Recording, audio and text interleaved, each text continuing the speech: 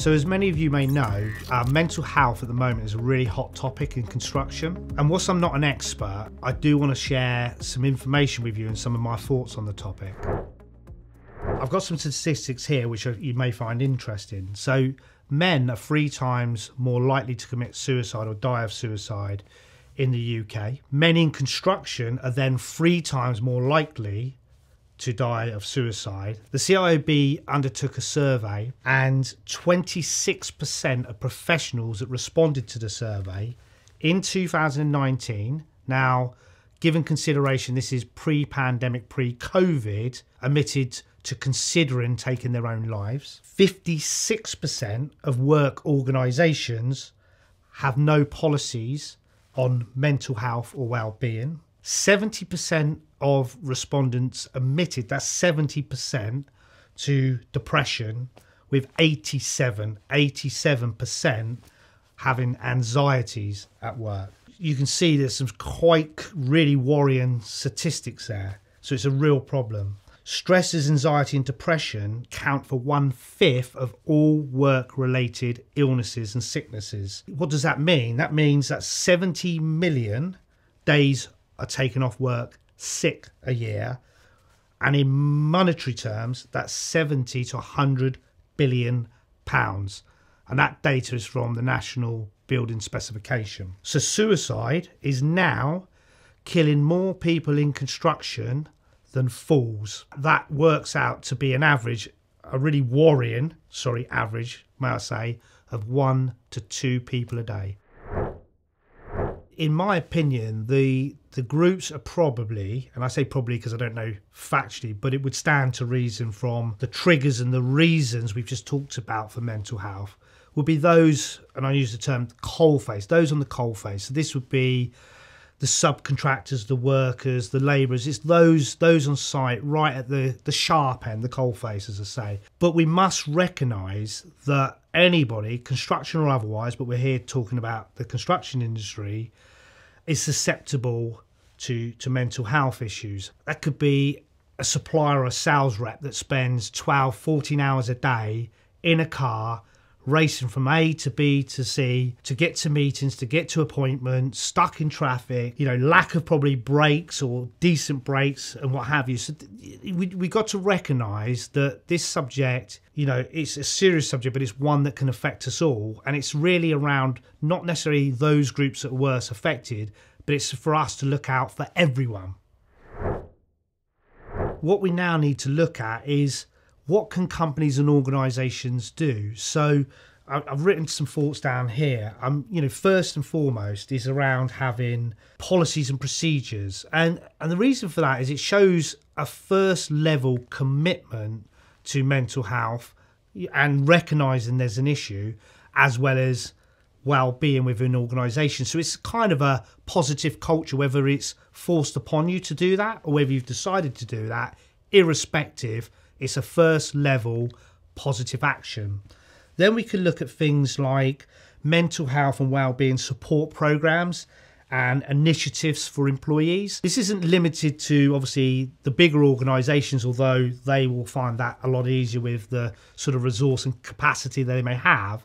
But even at a basic level, it's around how can we introduce measures, programs, initiatives to make our employees' lives and also supply chains, which we'll come on to, lives, working conditions much better. And then, which I slightly touched on, then what about round about the sort of the PQQ, so the pre-qualification stage and tender stage? This is a great opportunity to make sure that we're working with organisations that are truly committed to mental health and employee well-being. So it's around measures at those stages to make sure we are working with those companies that have a positive culture. And then lastly, we talk about the supply chain, but we must also recognise that they're going to be the large organisations, maybe building contractors, principal contractors, that have gone through the process. They understand mental health. They understand the issues. They've taken measures to address it. They've introduced policies. They've come up with the initiatives and the programs I'm on about. And now it's around knowledge sharing. It's around putting your arm around your supply chain, around your the smaller organisations that you work with, and taking them on the journey with you, and giving them that knowledge that you've gone through and everything that you've learned, and making sure that you all move together positively, rather than just keeping it in-house, in isolation, and expecting them to find their own way.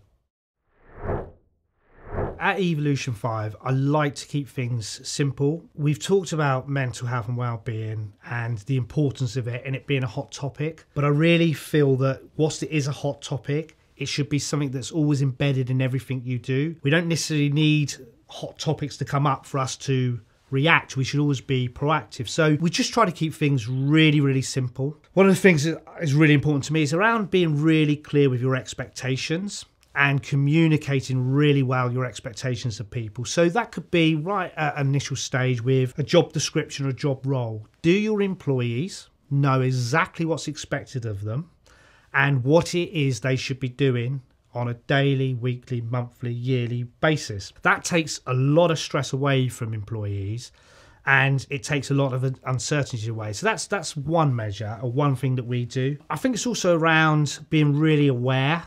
So whilst we could talk around things like encouraging breaks, but it's about recognising if someone's working really long hours for a long period of time or too frequently.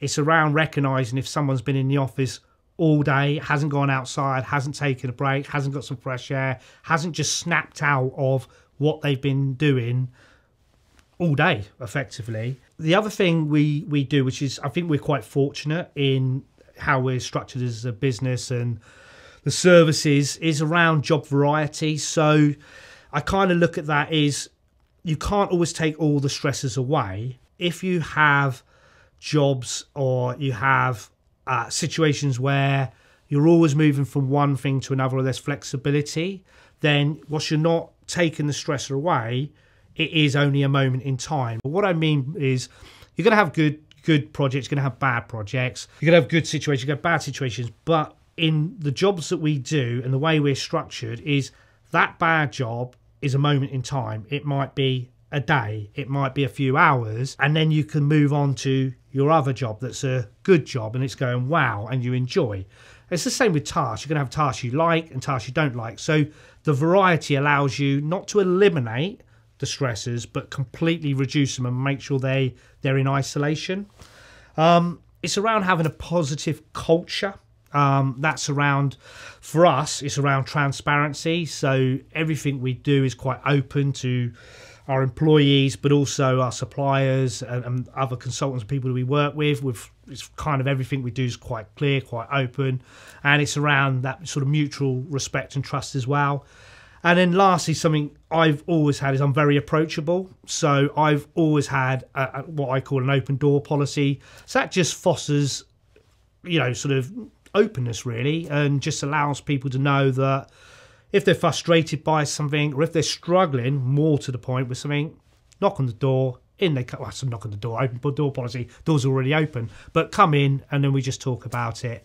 And it just gets it off the chest and just allows us just to have a real, just good working relationship and a good positive culture.